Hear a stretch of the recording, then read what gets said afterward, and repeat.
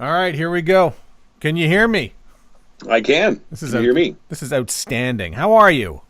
Things are good. How are you, Matt? I'm doing well. Welcome to the show. It's not even a show. It's just, me recording with my computer, but nonetheless, it's great to hear you again. In 2018, that's a show, isn't it? I think it is. How you been? How's Blast the Radio? Blast the Radio is, this is going to be our year. This is exciting. It's been, growing steadily, moving it from, one sort of lesser known audio stream. We've recently launched our app. The same player plays on our website.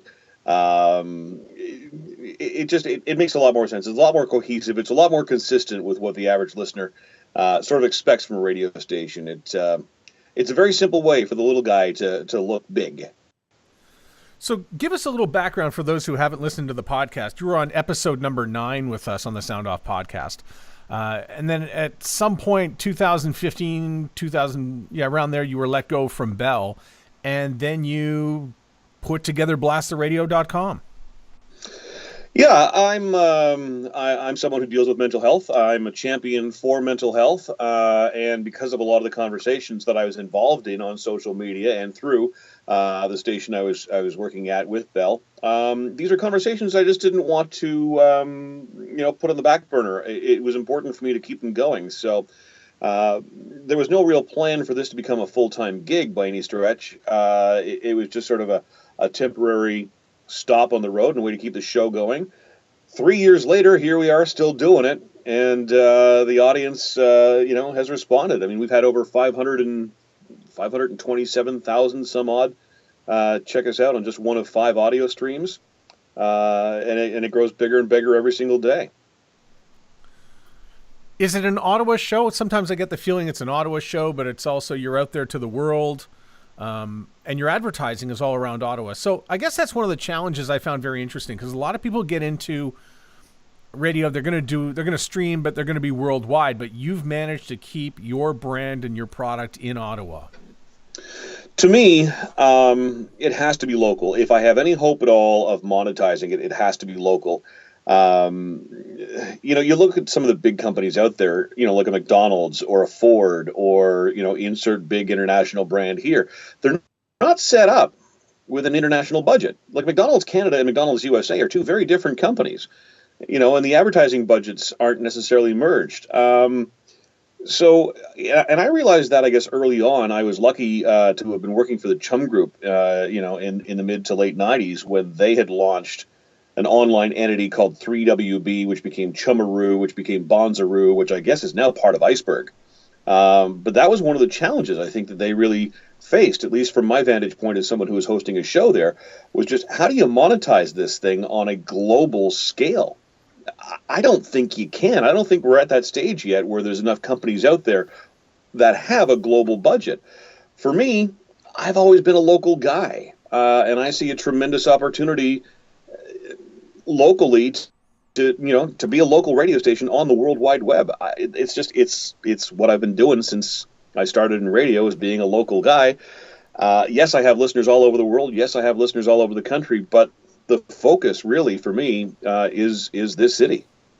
When are you on the air, on live anyway? You start at about 9 a.m. Eastern time. You go to about 2 o'clock, and you're taking requests and you're playing really what the listeners want. Yeah, and that's the advantage to working from home and, not having, well, I mean, in Ottawa and Montreal, we've still got hit and non-hit regulations that apply to conventional radio. That doesn't apply to me. I don't have CanCon regulations, although I would probably play, 30% easily. I've kept the show pretty much the same as when I was on Bob FM. I was on from 9 till 1:30 there. Here I'm on from 9 until 1. Did you ever think about doing a podcast? Yeah. One of the things that I have on my list of things that I want to get to in 2018 is a podcast called My Mental Health Moment. And I want to sit down with other people who deal with mental health issues, and I want to find out what they deal with, how they deal with it, and what makes what keeps them going, what keeps them positive. So that's actually in the works. It's funny because one of the things that really surprised me, and it took till episode 9, which was the episode we did, when people began to come back and say, I really, really was touched by the way Milkman spoke about mental health and that honesty and in that moment. Oh, wow. That's awesome. Yeah. And one of the things I learned is that people are listening. It's a solo experience. You're listening with your headphones on. I don't know too many people who want to sit around and listen to the Sound Off podcast in a group of 5 or 6 people, let alone 2 people. But, we always talk in radio about that one-on-one experience, and all of a sudden, here is a really true one-on-one experience, which is just you and me talking in a podcast. And you touched a lot of people with that episode. And people still now, right up to 2 weeks ago, somebody came up to me and said, yeah, I remember Milkman talking about his struggles with mental health. Mm. And since that episode, how you doing? Mostly good.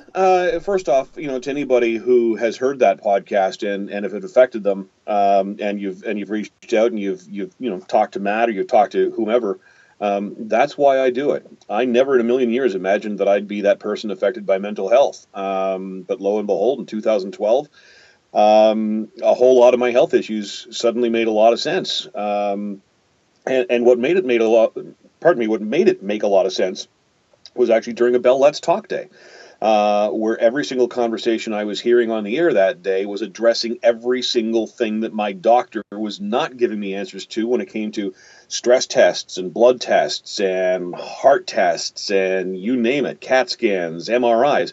Nothing was adding up. Suddenly, everything did. And I became very, very vocal about it. In fact, I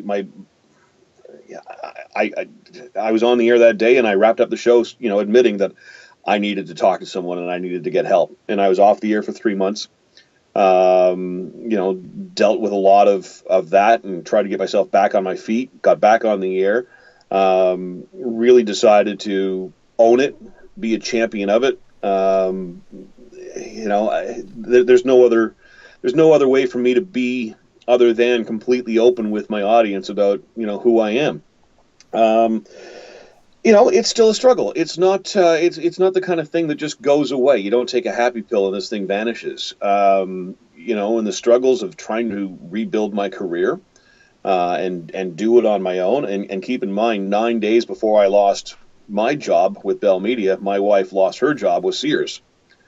So it was a real double whammy. And, so it's got its ups and downs. Last April was a rough time for me.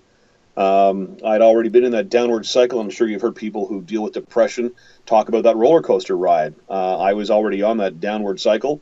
And then we went and found out what we were owing in taxes that year. And it was just enough to push me damn near that edge again. And I had to take another little break and another little step back and reassess. But it's okay to do that.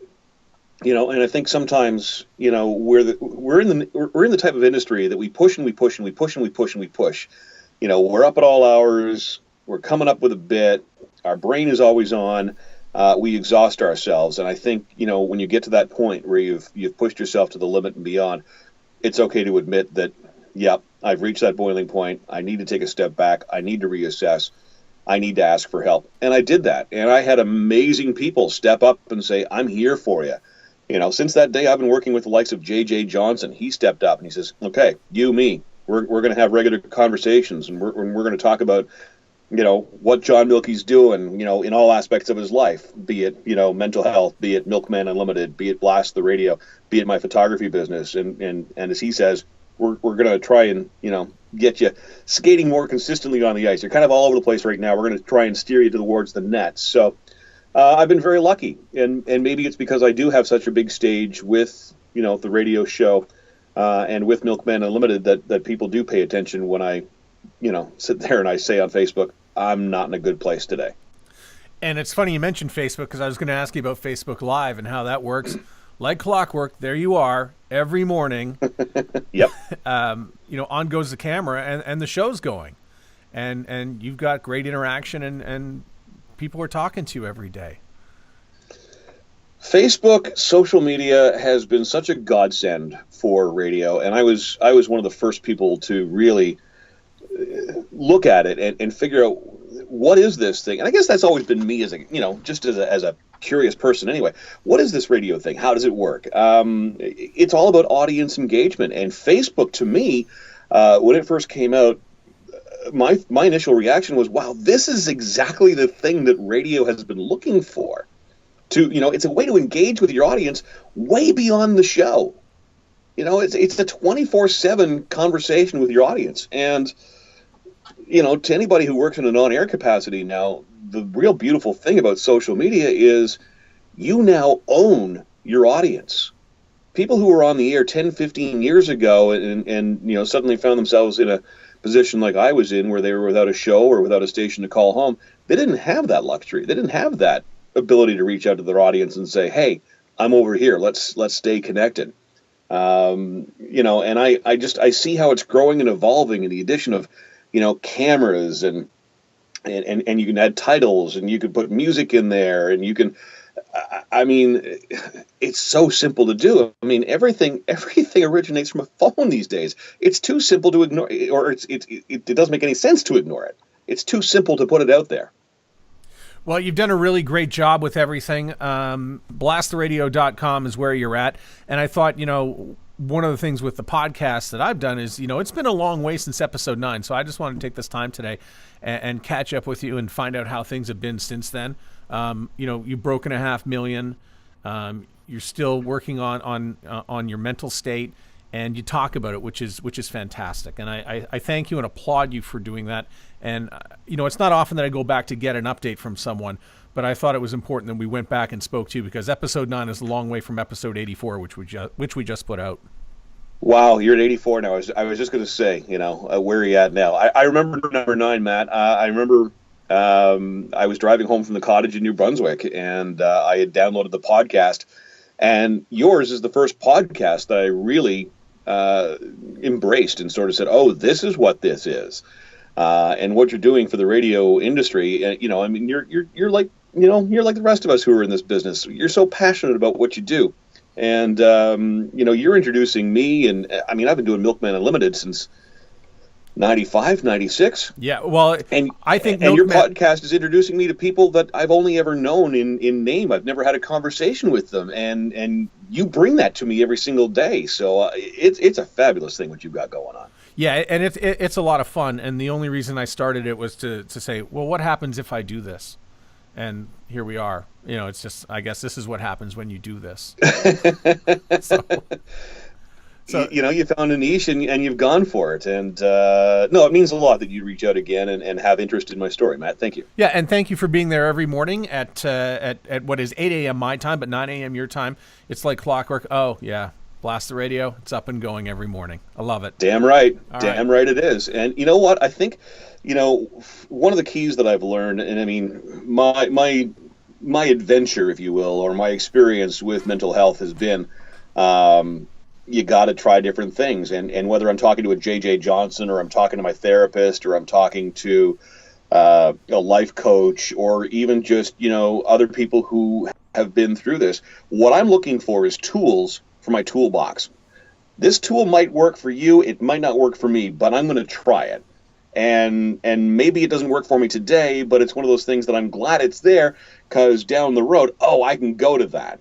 And this has just been one big, assembly of tools, to sort of figure out what works. And one of the things that I have really found is important for people who deal with mental health is to have a consistent schedule. If I don't get up in the morning, if I don't have a reason to get up in the morning, I'm probably not going to, and that's going to cycle me into a really, really bad place. So, and the addition of the camera in the studio is there. It's obviously a fun and important ingredient to the show, but the other thing about it is, for me, as someone who deals with mental health issues, it gives me a reason to get in the shower in the morning. It gives me a reason to put clothes on, instead of just, coming down to my nice little dark soundproof room in my PJs, unshowered. I treat this very seriously. I'm going to be on camera today. I need to shave. I need to, have my hair looking good. I need to put on a decent looking shirt. It's an important thing, but it's a big part of my mental health as well. It it's a job, and I go to it every single day, even if it is just in my basement.